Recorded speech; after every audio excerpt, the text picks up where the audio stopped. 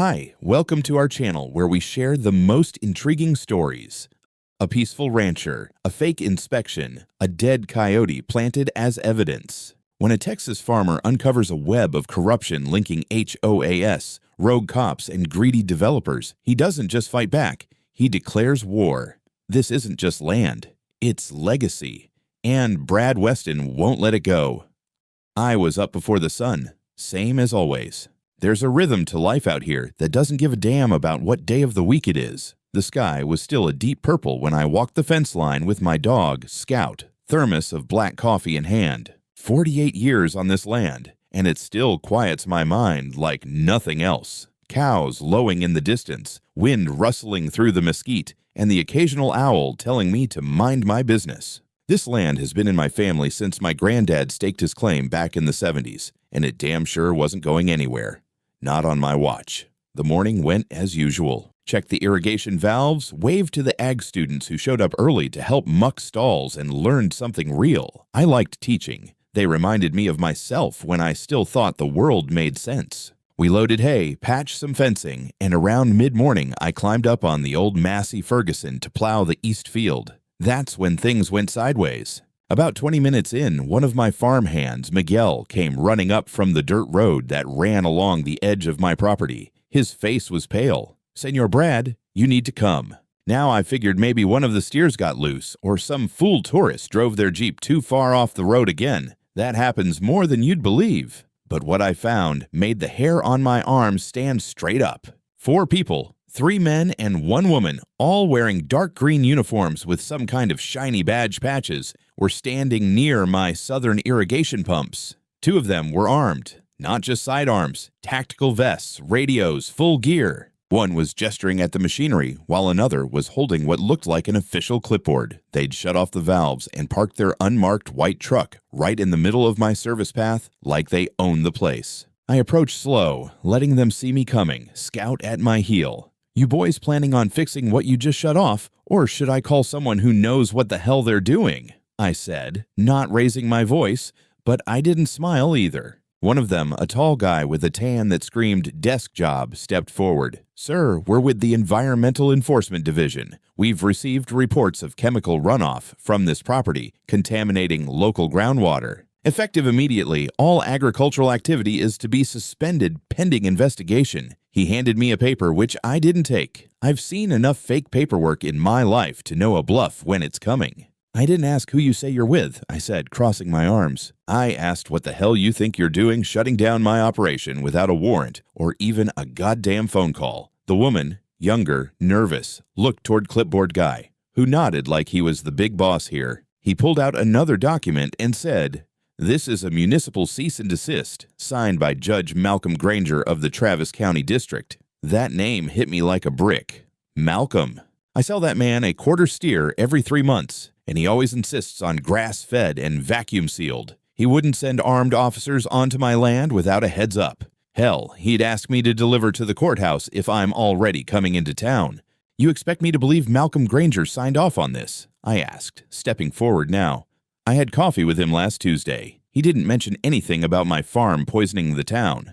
Clipboard guy didn't flinch. "Sir, you can take this up with the municipal board. We're just following procedure." "Then get off my damn land before I follow mine," I said. Scout growled low and deep. I pulled out my phone and started recording. "You are now being documented for trespassing on private property with no legal warrant or verified authority. If you don't leave in the next 5 minutes, I'll be calling the sheriff. And not the one who shows up for HOA cookouts, the real one." There was a long pause. One of them, the short guy with mirrored sunglasses, muttered something into his radio.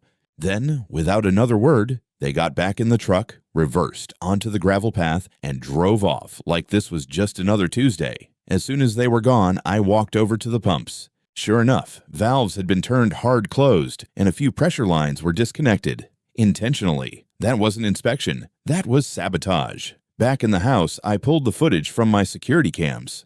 They'd tripped 3 motion alerts and never looked at the marked boundary signs. No ID badges, no body cams, and not a single license plate visible on the truck. Just before I shut the laptop, I caught something else. One of the so-called inspectors had an HOA lapel pin, the little silver oak leaf from Liberty Hollow Estates. I recognized it because a resident from that godforsaken development tried to give me one at a zoning meeting last year. They built their HOA practically hugging my southern fence. Ever since then, their president, a real piece of work named Karen Landsberg, had been kindly suggesting I sell the south pasture. Too loud for our residents, she said. Bad smells, she said. It's not a good look. Well, now I was starting to see just how far they were willing to go for a better look. That night, I got a certified letter taped to my gate. Notice of temporary suspension of agricultural operation, violation of ordinance, pending hearing. No phone number, no case number, just a P.O. box and a date. They wanted a fight. They were about to get one. I didn't sleep much that night. Between reviewing camera footage, checking pump damage, and downing black coffee like it was morphine, my brain wouldn't shut up. Something about the way those uniforms moved. Calm. Too calm. Like they didn't expect pushback. Like they'd done this before. At sunrise, I was already on the ATV, riding out to inspect the irrigation line they'd shut down. Half the pipes were untouched, but one of the central canals had been tainted. That's the only word for it. There, lying half submerged in the shallow trench water, was a dead coyote. Fresh kill. Didn't look like it died there naturally either. No wounds, no bloating. Just dumped like yesterday's trash. Legs curled up unnaturally, like it had been carried. Next to it was a soggy clipboard sheet inside a clear plastic sleeve, tucked just under a broken valve. It read, Sample Site A, evidence of contaminated runoff, with the same damn seal from yesterday's fake cease and desist. I didn't hesitate. I called the sheriff. Now, Sheriff Riggins and I weren't exactly drinking buddies, but we had an understanding. He's old school, tight-lipped, and likes his county clean. He showed up 40 minutes later in a dusty cruiser, stepping out with that signature limp of his. Vietnam shrapnel, or so the stories go. Brad, he nodded, eyes already scanning the field. Heard there was trouble.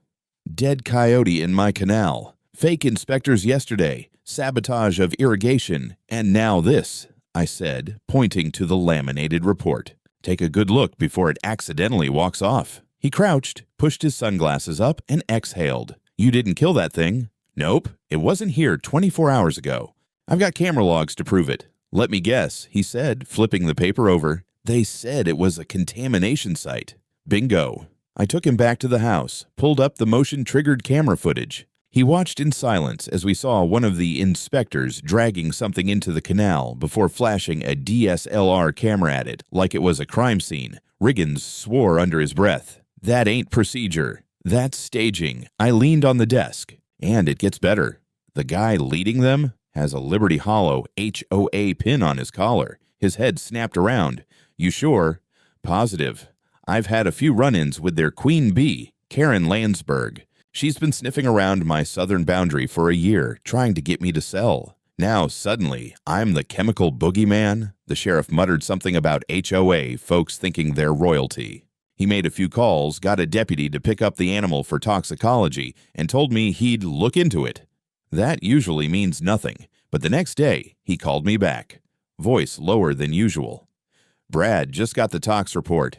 That coyote was already dead when it went in the water. No signs of exposure, no contaminants, and it was killed. Get this, by tranquilizer. You mean someone doped it and planted it? Yep. You've been set up, my friend. Any ID on the inspectors? That's the funny part. No such team logged in with the county. The uniforms match local police tactical gear, but there's no assignment matching that address, no environmental order, no judge-signed anything. Jesus Christ. He paused. Listen, do you know anything about a group called Green Forward Texas? I blinked. No. Should I? Most of the complaints we've gotten about rural pollution in the last 6 months trace back to them. They're not an agency. They're an environmental nonprofit, but real loud. Pushing for land repurposing, anti-agriculture activism, lots of noise about restorative zoning. Their funding's murky as hell. I started typing into my laptop while he spoke. Sure enough, their website was slick. Earth tones, video of a kid hugging a goat, calls to restore natural balance to urban peripheries. I scanned their partner page and nearly spat my coffee. Liberty Hollow Estates. The HOA was one of their platinum-tier community backers. There it was. Proof that Karen's HOA wasn't just complaining about smells and mooing cows. They were bankrolling the very group staging these attacks. I dug deeper. IRS forms showed the group had received a development and outreach grant last quarter from a firm named Ashpine Holdings. That name I knew well. Ashpine was the same developer that built Liberty Hollow Estates. They'd tried to buy up my southern pasture 2 years ago, offered me 1/5 of market value, and acted surprised when I told them to take a long walk off a short pier. This wasn't about coyotes. It wasn't about the water. It was about getting me off this land. That same afternoon, I got a knock on the door, a uniformed courier holding a clipboard. "Mr. Weston, you've been served. Summons for municipal zoning violation. Court dates in 2 weeks." I signed, took the envelope, and read it standing in the doorway. The HOA was suing me for unauthorized agricultural operations in a designated residential zone. They wanted a court injunction to halt all farming activities and a fine of $150,000. I laughed so hard, the dogs started barking. They were actually trying to sue me off my own land. 48 years passed down through blood and sweat, and they thought they could paper push me into oblivion. They really had no idea who they were dealing with. The letter sat on my kitchen table like a landmine, daring me to touch it again. I'd already read it twice, front to back. A civil complaint from Liberty Hollow Estates Homeowners Association demanding I cease all unauthorized agricultural operations within a residential buffer zone, pay $150,000 in fines, and appear in court in exactly 13 days. The audacity. These HOA bastards had conjured up their own fantasy jurisdiction and were now trying to sue me into submission. I'd seen some backwater politics in my day, but this was straight up Orwellian. I called Layla Sanchez the same day. Layla wasn't your typical small-town lawyer. She came recommended by a rancher I knew who'd fought a gas company to a standstill, and won. She picked up on the second ring. "I read your email," she said, skipping pleasantries. "They're either idiots or criminals. Probably both. Any way to get this dismissed early?" I asked. "Maybe. But this smells like a coordinated hit. If we rush it, we miss the trail. Let them play their hand fair enough." By Tuesday, Layla was on the property with a team of 2 paralegals and a folder so thick it looked like she'd mugged a courthouse. She spent an hour walking the southern boundary, taking photos, referencing survey maps. Then we sat down in the barn office while I poured us strong coffee. "This lawsuit is built on zoning overlays from a proposal that was never approved," she said, flipping pages. "They're claiming your land was rezoned into a residential environmental buffer last year, but I've cross-checked the county zoning maps. That change was rejected in 2020. The official zoning still classifies your property as agricultural type 1. This entire complaint is built on fiction, and yet here we are." "They're counting on one of 2 things," she continued. "Either you fold under pressure or the judge doesn't check the map." That pissed me off more than the coyote. "You think they've got someone on the inside?" She tapped a file. "The judge originally assigned to this case just so happens to be a part-time adjunct at a development law firm connected to, wait for it, Ashpine Holdings. Of course." Layla filed a motion to transfer venue on the grounds of potential conflict of interest. While we waited for a ruling, we kept digging. Then we hit gold. One of Layla's paralegals flagged something odd in the enforcement logs from the Liberty Hollow HOA. Apparently, they'd contracted supplemental patrol services through the local police department. Not in an official capacity, but via a private HOA-funded initiative, a sort of volunteer neighborhood task force that just so happened to wear real uniforms, carry real guns, and drive unmarked white trucks. I stared at the document. "You're telling me those inspectors were cops?" "Off-duty," Layla nodded. "Moonlighting. But here's the kicker. One of them is listed as receiving strategic bonuses from the HOA budget. His name's Adam Landsberg." I blinked. "Landsberg? As in Karen's cousin." My jaw tightened. We cross-referenced badge numbers from my video footage against the department's internal database. At least 2 of the 4 men who trespassed and shut down my irrigation were confirmed police officers. One of them had disciplinary flags for excessive intervention in civil disputes. Another had transferred to patrol from code enforcement the same year Liberty Hollow opened. Layla sat back in her chair and whistled. "This isn't just harassment anymore. This is organized abuse of power." I called Sheriff Riggins. He didn't sound surprised. I told those boys to stay away from HOA side gigs. He grumbled, warned them it'd end badly. Guess now it has. Can you do anything? I asked. I can open an internal inquiry, but it'll get messy. City Council's got its fingers in HOA money. You'll have to go bigger. So we did. Layla filed formal complaints to the Texas State Commission on Law Enforcement and the Office of the State Inspector General. We also added a counterclaim to the lawsuit: abuse of authority, malicious prosecution, and attempted property interference. The fine they wanted from me. We multiplied it by 10. By Thursday, I had a new motion sensor system installed, drones on standby, and a young ag student volunteering as night watch. I wasn't going to get caught flat-footed again. That weekend, a truck with tinted windows parked across from my southern fence line. Just sat there for hours. I walked out with Scout, rifle slung across my back in plain view. The truck drove off. They weren't just trying to scare me anymore. They were watching, waiting, planning their next move. But now I wasn't just a rancher with a boundary dispute. I was a problem, and problems like me don't go down easy. Sometimes the best defense is paperwork, especially when that paperwork comes stamped with the seal of the United States government. I'd nearly forgotten about the contract. It wasn't even in the main file drawer. I kept it locked in a fireproof box under my desk, alongside my granddad's deed from 1971 and a Polaroid of my first steer. But when Layla mentioned the word federal leverage, I remembered. 4 years ago, my ranch had been selected as one of several logistical training sites for the Texas Division of the National Guard. Nothing dramatic. No live ammo or helicopters, just annual simulations for supply chain distribution, water transport, and crisis farming. I let them run their drills here twice a year. Easy money, no interference with operations, and frankly, I liked the discipline they brought to the place. I sent Layla the scanned copies of the contract, signed and sealed by the Department of Military Affairs. She stared at it like it was a golden ticket. You realize, she said slowly, that by interfering with your farm, HOA officers and police just disrupted a federal training facility. They probably thought I was just another hayseed. Oh, they're about to find out. She filed an emergency motion with the Travis County Court, attaching the federal contract and requesting immediate dismissal of the HOA's civil complaint due to federal interest conflict. Simultaneously, she forwarded the documents to the Office of the State Inspector General and the Department of Defense Liaison for Civil Military Infrastructure. The response was fast. Within 48 hours, I got a call from Major Rebecca Owens, U.S. Army Reserves. "Mr. Weston," she said crisply, "we've been informed of possible civilian interference on an active logistical support site.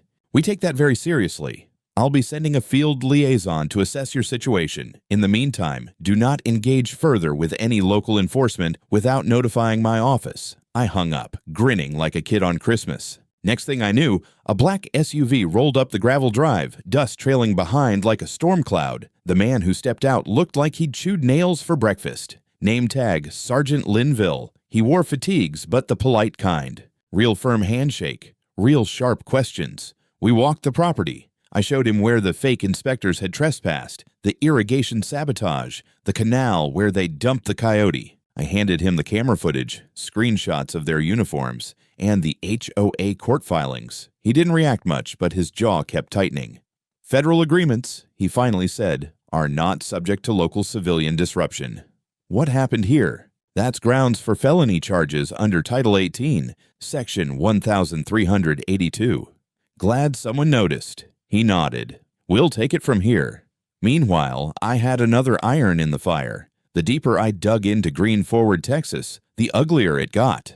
Turns out they'd received over $200,000 in grants from a development coalition, including Ashpine Holdings, over the past fiscal year. The stated purpose: community-driven rewilding and residential ecological integration. Translation: kill the farms, grow subdivisions. Layla subpoenaed their tax filings. Not only was Karen Landsberg listed as a former strategic advisor, but the group's own internal emails, leaked by a disgruntled former intern, included references to prepping Brad W.'s buffer zone and establishing biological justification for eminent domain. They weren't just trying to sue me. They were building a pseudo-legal narrative to forcefully convert my land into HOA territory under environmental pretext, but that narrative had just been nuked from orbit. On Friday, I called a local reporter I trusted, Jesse Romero, the only journalist in a 100-mile radius who still wore mud boots. I told her to bring a camera crew. No PR stunts, just facts. We filmed a 20-minute walkthrough. I spoke plainly, pointed at the exact spots where the so-called inspectors had trespassed, showed her the footage, showed her the federal documents, showed her the maps. Then I handed her a printed email from Green Forward referencing me by name and suggesting a media campaign to discredit the subject before Phase 2. She looked up from the page, eyebrows raised. "Brad, this isn't a neighbor dispute. This is a hostile takeover, yup," I said. And it just got federal attention. By Sunday, the story was up on her station's website under the headline, "Local Rancher Targets HOA, Police Collusion in Attempted Land Grab, Federal Government Now Involved." The views exploded. Within hours, I was getting emails from other farmers, landowners, even a retired judge who tangled with Green Forward himself and wanted to share his files. Karen stayed quiet.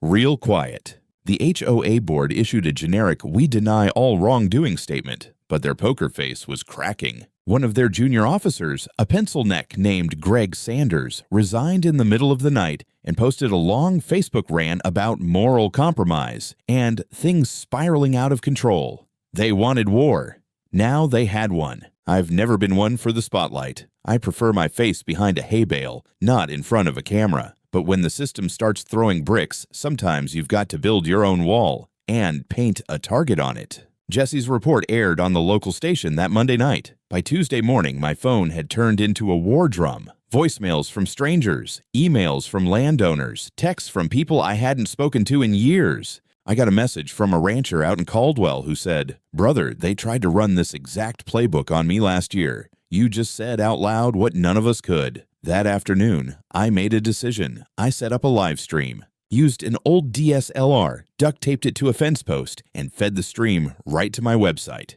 No filters, no editing, no ambient music. Just me, my hat, and a stack of documents. I started with the footage, the one where the fake inspectors dumped the coyote, framed the shot like a damn National Geographic expose, then slapped a contamination notice on my equipment. Next, I held up the cease and desist order and read it out loud. Then I flipped to the judge's actual statement, confirming he'd signed no such order and had no knowledge of the complaint. Then came the good part. I held up the tax filings for Green Forward, Texas, zoomed in on the grant from Ashpine Holdings, and circled the HOA's name on their Strategic Partners page. Then I slid across a copy of an internal Green Forward email chain, "Thank you, whistleblower intern," where Karen Landsberg's name popped up next to the phrase "Asset Pressure Plan, South Boundary Engagement." That's corporate speak for squeeze the bastard until he sells after 20 minutes. I ended with this.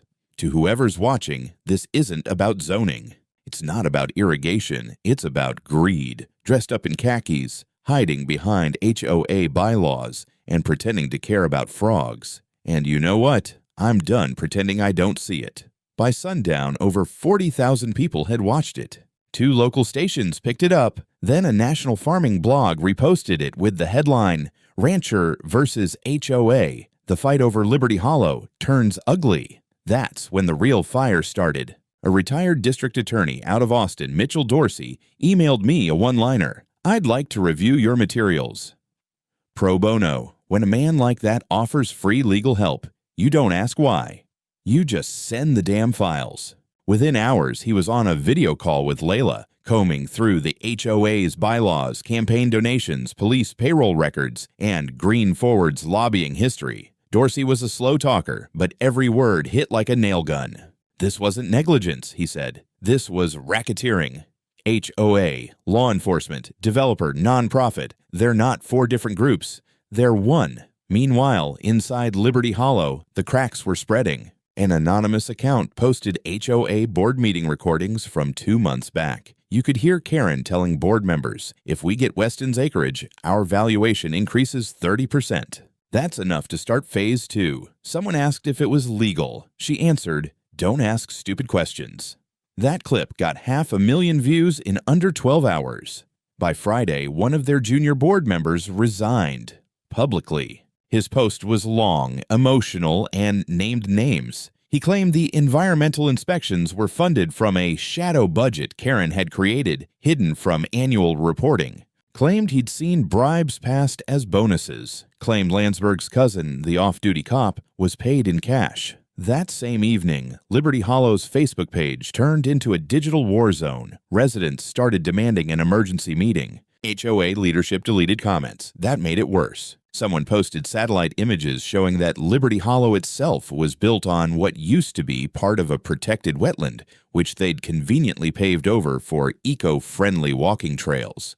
Oh, the irony. One brave soul, a retired schoolteacher named Marla Feldman, walked into the HOA clubhouse and taped a letter to the door. It read, "We don't stand with thieves."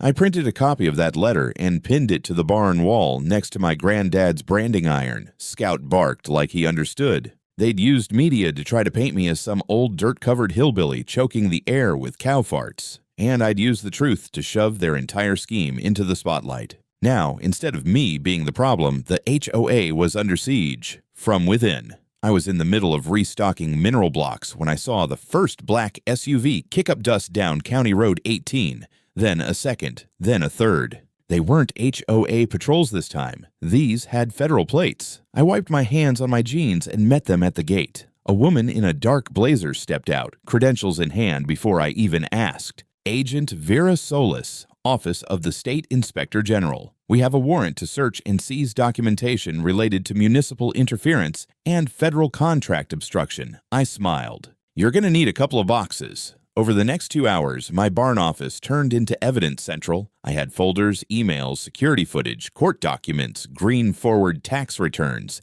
HOA meeting leaks, and everything in between. I handed them over like candy on Halloween. Agent Solis didn't smile much, but I could see the satisfaction in her eyes. Later that day, they hit the real prize, Liberty Hollow Estates. Turns out Dorsey had forwarded enough material to the feds that they coordinated a joint raid with the state attorney's office.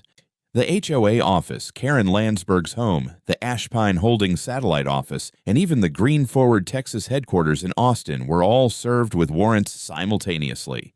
At Karen's place, agents confiscated 3 laptops, a phone, and a locked briefcase labeled Phase 2 Acquisition Strategy. That alone made my boots tingle. 2 of the police officers who'd shut down my farm arrested on the spot. They were still in uniform, off-duty technically, but wearing city gear when the feds arrived. One tried to claim he was doing volunteer work, until they found an envelope in his glove box with $2,000 cash and a Liberty Hollow HOA return address. You can't make this crap up. Green Forward wasn't spared either. Agents seized over 70 boxes of paperwork and 12 hard drives, their ecological records fabricated. They'd reused wildlife photos from other states, copied water sample results from old EPA databases, and paid influencers to post fake stories about toxic runoff ruining community harmony. I got a call from Agent Solis 2 days later. "We'd like you to testify," she said. I said, "Name the place." They brought me in not just as a victim, but as a primary cooperating witness. The state wanted a clean chain of narrative, from first trespass to public exposure. I sat in a private room at the courthouse and walked a panel through every detail. I didn't embellish, didn't need to. The paper trail told most of the story. My job was to put blood and dirt on it. Meanwhile, Liberty Hollow imploded. Their emergency meeting went public. Audio leaked, again, with Karen screaming at board members, accusing them of betrayal, shouting about being protected and how this was supposed to be clean. One board member cried. Another walked out and never came back. And then came the hammer. The Texas State Attorney General filed formal charges: conspiracy to commit fraud, abuse of public office, falsification of legal documents, obstruction of federal operations, and attempted unlawful land acquisition. Karen was arrested on a Tuesday morning while watering her artificial lawn. The footage showed her hands cuffed behind her back, still holding a stainless steel hose nozzle. She went quietly. Her cousin, Officer Adam Landsberg, was picked up the same night, trying to cross into Louisiana in a rental car with burner phones, a suitcase of cash, and a Liberty Hollow HOA folder labeled Internal Response Plan. Poor bastard thought he was in a Tom Clancy novel. Even after the arrest, Green Forward tried to limp through a press release, calling the situation a tragic misunderstanding between environmental interests and local development needs that blew up in their faces when a second whistleblower came forward. This time, the organization's own fundraising coordinator, confirming that grant money was strategically diverted to destabilize non-compliant landowners. Dorsey nearly fell out of his chair laughing when he read that line. "Strategically diverted," he muttered. "That's a felony in 4 languages." And just like that, the burden shifted. For the first time since this war started, the silence around the ranch wasn't tense. It was still. Real still. The kind of still you get after a storm, when the air feels rinsed and the dirt settles into truth. Scout laid next to the porch swing, ears up, but tail relaxed. Like he knew too. We weren't defending anymore. We were winning. The courtroom was colder than I expected, not in temperature, in atmosphere, like someone had drained the air out of it and replaced it with protocol. Marble floors, recessed lighting, judge's bench towering like Mount Sinai. And there I was in my cleanest boots and a denim shirt with no stains. Felt like bringing a saddle to a space station. Layla sat beside me, notes perfectly stacked, laptop open, eyes sharp. Across the aisle sat Karen Landsberg, in a pantsuit that probably cost more than my entire irrigation system, trying hard to look small and composed. She didn't pull it off. The trial was scheduled for 10 days, but by day 4, the whole thing was unraveling in real time. It wasn't just my testimony, though that landed hard. I walked the jury through everything: the fake inspectors, the dead coyote, the trespassing, the lawsuit, the Green Forward connection, and the federal contract. Every word was backed by paper, footage, or a goddamn email signed with Karen's name. But the prosecution brought more than just facts. They brought voices.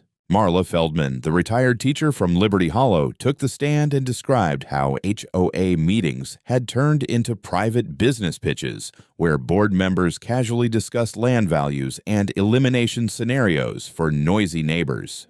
Greg Sanders, the board member who resigned, delivered the death blow. He testified that Karen had directly authorized off-the-books payments to Officer Landsberg and others using HOA miscellaneous security allocations. He said the phrase she used was, "apply legal friction until they sell or sue." He paused and looked right at her. It was never about safety.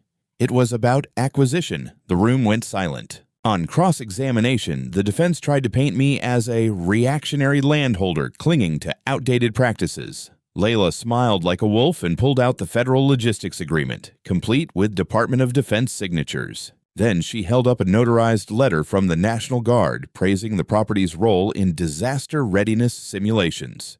Outdated, she asked, or essential? Karen's lawyer didn't object. He just sat there, staring at the floor. By day 6, the media had taken over the hallway, cameras, microphones, even satellite vans. Jesse Romero from the local station did nightly recaps under the banner, "Ranch vs. HOA The Reckoning." One of the jurors had to be dismissed for tweeting, "Brad is a stone-cold badass." I appreciated the sentiment, but Layla nearly strangled me. Afterward, "If we win, it's because of evidence," she hissed. Not fan clubs, but the evidence was overwhelming. Email chains showed Green Forward's planned rural absorption initiative, code for converting family-owned land into eco-luxury zones. Ashpine Holdings' internal memos laid out buffer campaigns funded through HOA partnerships, and the HOA's own records showed an unaccounted $94,000 distributed in cash over 18 months. Fraud, collusion, abuse of power, you name it. The judge allowed the jury to consider a combined charge of civil racketeering. When the verdict came, Karen didn't blink. Guilty, on all counts. She was sentenced to 11 years. No parole for at least 7. Officer Landsberg got 9. Another cop involved took a plea deal and got 6. Green Forward Texas was stripped of nonprofit status, and its directors were barred from operating in the state. The Liberty Hollow HOA was dissolved under state order. Their assets, which had ballooned due to fraudulent assessments, were frozen and audited. Residents were offered refunds. Some cheered. Others just packed and left. It wasn't clean. No justice ever is. Some of the neighbors had believed Karen. Some still did. But the ones who came up to me after the trial, the ones who said thank you with real tired eyes, made it worth it. One of them, an old man named Russ, shook my hand outside the courthouse and said, "You didn't just save your land. You reminded us this isn't a damn kingdom." I nodded but didn't say much. What could I say? I didn't win for glory. I won because I had to. Because if I didn't, this place, my land, my family's blood, would have been buried under turf grass and marketing pamphlets. Not on my watch. The day after the verdict, I walked the southern fence line. Just me, Scout, and 500 acres of silence. Not the anxious kind I'd lived with for months. This one was cleaner, like the land was breathing again. Grass was tall from the last rain. A few calves wandered close to the edge, sniffing the air like they knew it was over. I touched the gatepost, the same one they taped that cease and desist to, and let my hand rest there for a long while. A week later, the check came in. $2.4 million in damages, awarded for lost revenue, legal fees, punitive charges, and emotional distress. Most people would have gone out and bought a boat. I bought freedom.